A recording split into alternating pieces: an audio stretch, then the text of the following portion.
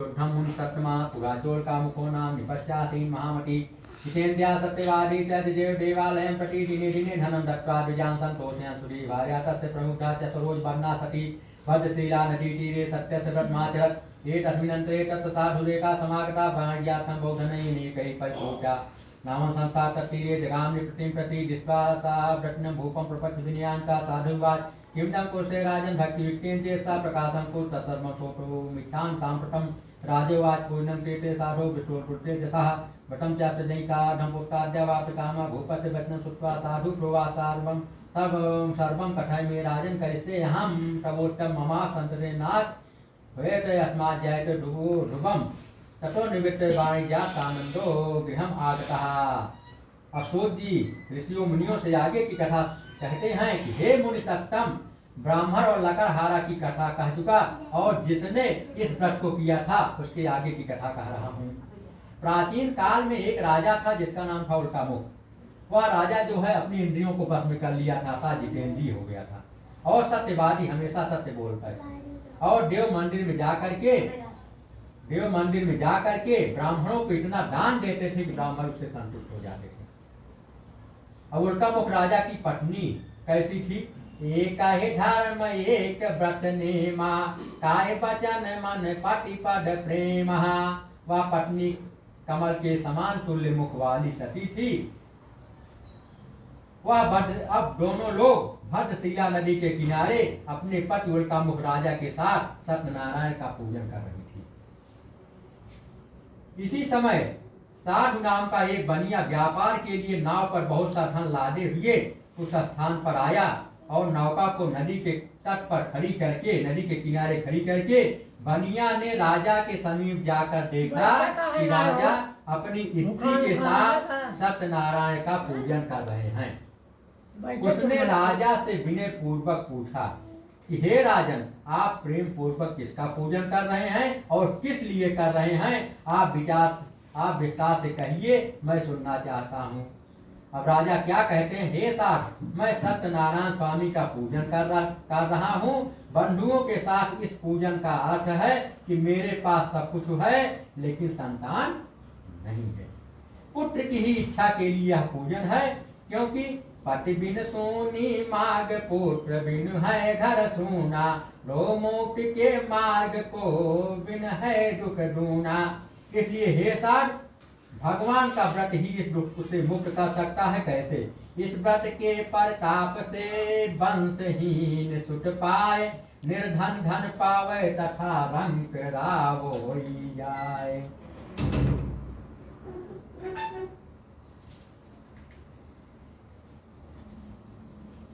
राजा के वचन को सुनकर साथ बनिया आदर पूर्वक बोला, हे राजन, आप इस व्रत की संपूर्ण विधि को कहने की कृपा कीजिए और मैं भी इस व्रत को करूंगा, क्योंकि जिस प्रकार आपके पास संतान नहीं है उसी प्रकार मेरे भी पास संतान नहीं है और है सब कुछ, इसलिए मैं भी इस व्रत को निश्चय ही करूंगा। इस प्रकार बनिया की बात सुनकर के राजा ने सब विधि जैसा कि पूर्व में कहा गया है उसको बता दिया। अब साधु वैश्य राजा से सब विधान सुन करके व्यापार से निवृत्त होकर के आनंद पूर्वक अपने घर आया। साध ने घर पर आकर अपनी स्त्री से कहा, हे प्रिय, पुत्र देने वाला एक व्रत मैं उल्कामुख राजा के मुख से सुनकर आया हूँ और यह व्रत मैं अवश्य करूंगा। साध की पत्नी लीलावती अपने पति के वचन सुनकर बोली, हे नाथ, यह तो बहुत उत्तम विचार है, क्योंकि हे स्वामी, कल प्रातः काल ही यह व्रत कर लिया जाए। काल करे तो आज करे सो अब, पल में प्रलय होएगी बहुरी करोगे कब। इस प्रकार हे स्वामी, कल प्रातः काल जब हो उसी समय यह व्रत कर लिया जाए। तो बनिया क्या बोलता है, अभी व्यर्थ में धन न बर्बाद करो, जब संतान होगी पूजन किया जाएगा, अर्थात जब मुझको फल भगवान देंगे तब मैं भगवान की पूजा सुनूंगा, अन्यथा नहीं सुनूंगा। इसके बाद स्त्री ने प्रश्न किया, क्या पुत्र से बढ़कर यह धन मूल्यवान है? तो बनिया क्या उत्तर देता है, तका धर्मः तका कर्मः तका ही परमं तपः, यस्य गेहे तका नास्ति हा तक तकायते। जगरे घरे धन हो जाओ उसी पूछो के का दशा है। बनिया का इस प्रकार उत्तर सुन करके वह स्त्री लीलावती चुप हो गई और पट युक्त प्रसन्न चित्त वाली लीलावती भगवान के प्रसाद से गर्भवती हो गई, भगवान की कृपा से गर्भवती हो गई। 10 मास पश्चात उसके एक कन्या उत्पन्न हुई। कन्या जो है बहुत सुंदर थी, वह दिन प्रतिदिन इस प्रकार बहने लगी जैसे शुक्ल पक्ष का चंद्रमा पूर्णमासी पर बहता है, उसी प्रकार वह दिन प्रतिदिन बढ़ने लगी और उसकी ऐसी कला को देख करके उसका नाम कलावती रखा गया। उसके बाद लीलावती अपने पट से मधुर वचन मीठी वाणी में बोली, हे स्वामी, आपने संकल्प किया था कि संतान होने पर मैं भगवान की पूजा को सुनूंगा, क्या वह करूंगा, क्या वह न करोगे? क्योंकि कबीरदास ने भी कहा है, काल करे सो आज करे, आज करे सो अब, पल में प्रलय होएगी, बहुरी करोगे कब। सत्यनारायण भगवान की कथा को आज ही सुन लिया जाए, आप व्यवस्था कीजिए और सत्यनारायण भगवान की पूजा को सुन लिया जाए। साधु ने कहा, हे प्रिय, इस कन्या की बरही, छठी इत्यादि में बहुत धन खर्च हो गया है, इसलिए मेरे पास धन नहीं है। अब कन्या के विवाह के समय मैं सत्यनारायण स्वामी के व्रत को सुनूंगा, उनकी कथा को सुनूंगा। इस प्रकार अपनी स्त्री से कहकर साधु वैश्य नगर में घूमने के लिए चला गया और भगवान की कृपा से क्या हुआ, वह कलावती कन्या दिन प्रतिदिन बढ़ती हुई थोड़े समय में सयानी हो गई। एक दिन साठ ने अपनी सहेलियों के साथ घूमते हुए नगर में कलावती कन्या को देख लिया और मन में विचार कर लिया कि मेरी कन्या तो विवाह के योग्य हो गई है। अतः दूतों को बुलाकर कहा, मेरी कन्या के लिए सुंदर और श्रेष्ठ वर खोज कर ले जाओ। साठ वैश्य की आज्ञा पा करके दूत लोग कांचन नगर को गए। वर को खोजते खोजते कांचन नगर में पहुंचे। उस नगर में दूतों ने एक वैश्य पुत्र को देखा जो कि सुंदर और सुगुणों से युक्त था। यह लड़का जाट का कुलीन था। उसे लाकर दूत लोग बोले, हे स्वामी, यह बालक का स्वभाव कैसा है? शिक्षित सुंदर और सुशील निरोगित भी यह वैश्य कुमार है। वंश कुलीन तथा धनवान, अनेक सुशासन पे अधिकार है। जाति में मान महान है, शक्ति में और पिता का बड़ा व्यापार है। वह यूं दुर्लभ वर है जग में, कभी चंचल का यह सत्य विचार है। उन्होंने बताया कि यह सबसे बड़ा अच्छा वर, सबसे बड़ा अच्छा वर जो है, सबसे अच्छा वर मैं खोज करके ले आया हूँ। दूतों के मुख से यह वचन सुन करके साठ बनिया ने उसी अपनी कन्या का विवाह विधि विधान से उस बनिए के पुत्र के साथ कर दिया। कन्या के विवाह के समय भी दुर्भाग्यवश बनिया सत्यनारायण के उत्तम व्रत को करना भूल गया। अब भगवान इसकी निष्ठा पर बहुत प्रसन्न हुए, रुष्ट हुए, उसकी निष्ठा पर बहुत नाराज हो गए। व्यापार में कुशल साठ बनिया ने विवाह करने के बाद ही निश्चय किया कि अब व्यापार के लिए कहीं चलना चाहिए। अतः दामाद को साथ लेकर के वह व्यापार के लिए घर से निकल गया और रत्नसारपुर नगर में पहुंचकर, अगर बत्ती जलती भी तो दूसरा फुलबत्ती है, ठीक है, हाँ, एक फुलबत्तियाँ बनाई वह खाई थी, वही बत्ती नहीं उठा वाली बत्ती का कहते हैं जौन अगिरिया होता है। रत्नसारपुर नगर में पहुंचकर सागर के समीप में, समुद्र के समीप नौका खड़ी करके और दामाद के साथ व्यापार करने लगा। रत्नसारपुर नगर के स्वामी चंद्रकेत राजा थे। उसी समय जिस समय व्यापार कर रहे थे, सत्यनारायण स्वामी ने प्रतिज्ञा भ्रष्ट साठ बनिया को, जिन्होंने झूठ बोला था, उसके बनिया को साफ दे दिया कि हे बनिया, तुमको भविष्य में कठिन व महान दुख प्राप्त होगा, क्योंकि आप जो है लोभी हैं। उनको साफ दे दिया, उनको लोग को देख करके साफ दे दिया, उनकी कंजूसी को देख करके साफ दे दिया। क्या साफ दे? लोभी पर सब रुष्ट हो, देव पितृ भगवान, पाता है यम लोक में वह न कभी सम्मान, वह न कभी सम्मान। सुनो कंजूस अयानो, दुख लही के यही लोक, नरक को करो पयानो। चंचल भूतल भार कृपण मानव है जो भी, निश्चय रव रो नरक यंत्र में पावे लोभी। लोभ क्रोध का जनक लोभ क्रोध का जनक यल, लोभ धर्म का सूल, लोभ झूठ कारण सदा, लोभ पाप का मूल। सत्यनारायण स्वामी ने बनिया को क्या साफ दे दिया कि आपको भविष्य में कठिन से कठिन दुख प्राप्त होगा। अब उपाय क्या किया कि एक दिन राजा के यहाँ बहुत सा धन चुरा करके चोर भागे और सिपाहियों ने उनका पीछा किया। अब चोर लोग सोच रहे हैं कितना धन हम लेकर भाग रहे हैं और तेज भाग नहीं पा रहे हैं, धीमे धीमे चल रहे हैं, कोई मिल जाता तो उनके पास धन रख करके हम भाग जाते। अब भगवान की कृपा से क्या हुआ कि साधु बनिया अपने दामाद के साथ जहाँ सोया था वहां पर पहुंचे। अब चोर लोग बहुत प्रसन्न हो गए, मुझको आदमी मिल गया, चिंता की कोई बात नहीं है, और चोरी का जितना सामान था उनके पास रख करके अंत में भाग गए। अब चोरों के पीछे राजा के सिपाही भी लगे थे। सिपाहियों को देखकर चोर जो है डर के कारण धन बनिया के पास रख करके तुरंत रफू चक्कर हो गए। सिपाहियों ने बनिया के निकट पहुंचकर देखा कि राजा का समस्त धन उनके पास रखा हुआ है। अतः उन्हीं दोनों बनियों को चोर समझ करके और सिपाही लोग उन्हें बांटकर राजा के पास ले जाने लगे। लेकिन उन्होंने बहुत अन्य विनय किया, लेकिन दोनों ने बहुत अन्य विनय किया। लेकिन सिपाहियों ने कहा कि मैं जो है अब आपके पास धन बरामद हुआ है, मैं आपको भी चोर समझता हूँ, भले सज्जन आप हैं, लेकिन मैं आपको राजा के पास ले चलूंगा, वह जैसा कहेंगे वैसा होगा, आप उन्हीं से अन्य विनय कीजिएगा, हो सकता है आपको माफ भी कर दें। अब सिपाहियों ने बनिया के निकट पहुंचकर देखा, अतः उन्हीं दोनों बनियों को चोर समझते सिपाही लोग उन्हें बांट करके राजा के पास ले गए।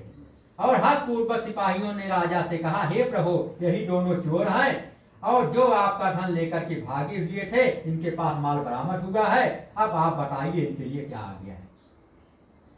अब राजा ने बोला, अब दोनों ने बहुत अन्य विनय राजा से किया, लेकिन सांप के प्रभाव से राजा ने उनकी एक बात भी नहीं सुनी और दोनों को आदेश दे दिया कि इन दोनों को जो है हथकड़ी लगा करके इस महादुर्ग के बहुत बड़े किले के अंदर जो जेल है उसी जेल में डाल दो। अब और समस्त धन जो उनके पास था उसको अपने महल में रखवा लिया। वहां तो बनिया का यह हाल हुआ और घर पर बनिया की पत्नी और पुत्री को भी अत्यंत दुख मिला पाप के प्रभाव से। उसका सब धान चोर खा ले गए। माता पुत्री मानसिक और शारीरिक कष्ट से पीड़ित हो गई और भूख और प्यास से तड़पने लगी और अंत में घर घर भिक्षा मांगने लगी। उनका सारा जो है धन नष्ट हो गया, उसको चोर खा गए। अब कैसे भिक्षा मांगने लगी, अब किस प्रकार के कपड़े पहनकर मांगने लगी। धनहीन फटे चिथड़े कपड़े लिपटा यति भूख कुपीड़ित दीना। फिरती इटते उठते कभी चंचल मान बिना अरुचित मलिना। जन की सुनती फटकार तथा सहती अपना उर्दाब कुलीना। अपनी गति पे पछितात सदा मन सोचत क्यों विधि ने सुख छीना। एक दिन भूख से पीड़ित होकर के कलावती कन्या एक ब्राह्मण के घर में पहुंचती है। वहां पर देखती है सत्यनारायण भगवान का पूजन हो रहा है। उस स्थान पर बैठ गई और कथा सुन करके भगवान की बहुत विनती की। इसके बाद प्रसाद खाकर बहुत रात बीतने पर अपने घर आई। लीलावती उधर क्रोध करके बैठी हुई थी कि रोज प्रतिदिन जल्दी आ जाती थी, क्यों आज देर हो रही है। लीलावती क्रोध करके बोली, हे पुत्री, इतनी रात बीत गई, तू कहाँ थी और तेरे मन में क्या है, उसको बताइए। साधु बणि के अरु पंडित घूमे पावहि मान। नीति कहते अवला फिरे पावहि अति अपमान। माता की बात सुनकर कलावती ने कहा, हे माता, सत्य कहती हूँ, मैं ब्राह्मण के घर भिक्षा मांगने के लिए गई थी। वहाँ सत्यनारायण स्वामी का पूजन हो रहा था। पूजन दुख से मुक्त करने वाला तथा मनुष्य की मनोकामना को सिद्ध करने वाला है। लीलावती जो है कन्या का वचन सुन करके भगवान का व्रत करने के लिए तैयार हो गई और प्रसन्न हो गई और प्रातः काल कन्या से बोली, तू पूजन की सामग्री को जाकर के ला आज मैं सत्यनारायण का पूजन करूंगी। काल करे सो आज करे, आज करे सो अब, पल में प्रलय होएगी बहुरी करोगे कब। मैं उनके समान नहीं करूंगी, टालूंगी नहीं, मैं आज ही सत्यनारायण भगवान का पूजन करूंगी। बंधु तथा स्वजनों के सहित उस स्त्री ने सत्यनारायण स्वामी का पूजन किया और प्रभु से प्रार्थना की कि हे भगवान, यदि मेरे पति और दामाद जल्दी वापस आ जाएंगे तो मैं फिर आपका व्रत धारण करूंगी। मेरे पति तथा दामाद से जो कुछ भी अपराध हो गया है भगवान उसे क्षमा कीजिए। जो भी गलती हो गई हो उसे भगवान आप क्षमा कीजिए। अवगुण कियो तो बहु कियो, करत न आई इलाज, अवगुण मेरे बाप जो बकस गरीब निवाज। इस प्रकार लीलावती के व्रत पूजन और प्रार्थना से भगवान प्रसन्न हो गए और चंद्रकेत राजा से स्वप्न में कहा, हे राजन, प्रातः काल उन दोनों बनियों को कारागार से मुक्त कर दो। उनकी कथा सुनने के उनको जो उन्होंने कथा सुना था, कलावती और लीलावती ने जो कथा सुना था उसका फल अब मिल रहा है। कि स्वप्न में क्या कहा, राजा को स्वप्न में क्या कहा कि हे राजन, प्रातः काल उन दोनों बनियों को कारागार से मुक्त कर दो और जो कुछ उन दोनों का धन छीन लिया था वह सब उन्हें वापस कर दो। यदि ऐसा न करोगे तो तुम्हें तुम्हारे राज, पुत्र और धन सहित नष्ट कर दूंगा। इस प्रकार स्वप्न में राजा से कहकर भगवान अंतर ध्यान हो गए। राजा प्रातः काल अपने परिजनों के साथ जब सभा में बैठे और रात्रि का देखा हुआ स्वप्न लोगों से कहा तो सब लोग सुनकर बोले, हे महाराज, स्वप्न सत्य प्रतीत होता है और स्वप्न की आज्ञा के अनुसार ही याचना करना उचित है, नहीं तो रात का सब नष्ट हो जाएगा। अनंतर राजा ने दूतों को आज्ञा दिया कि जो दोनों बनियों को कारागार में बंद किए हो उन्हें मुक्त करके मेरे पास लाओ। राजा की आज्ञा पा करके दूत लोग, नौकर लोग कारागार से दोनों बनियों को निकाल करके राजा के सामने उपस्थित करने के लिए ला रहे हैं।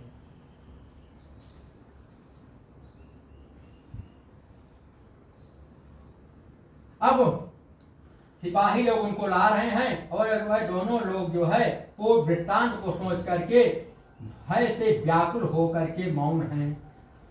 कैसे? राजा मन की बात को नहीं जानत है कोई, पहले तो बंदी भयो अब क्या जाने होय।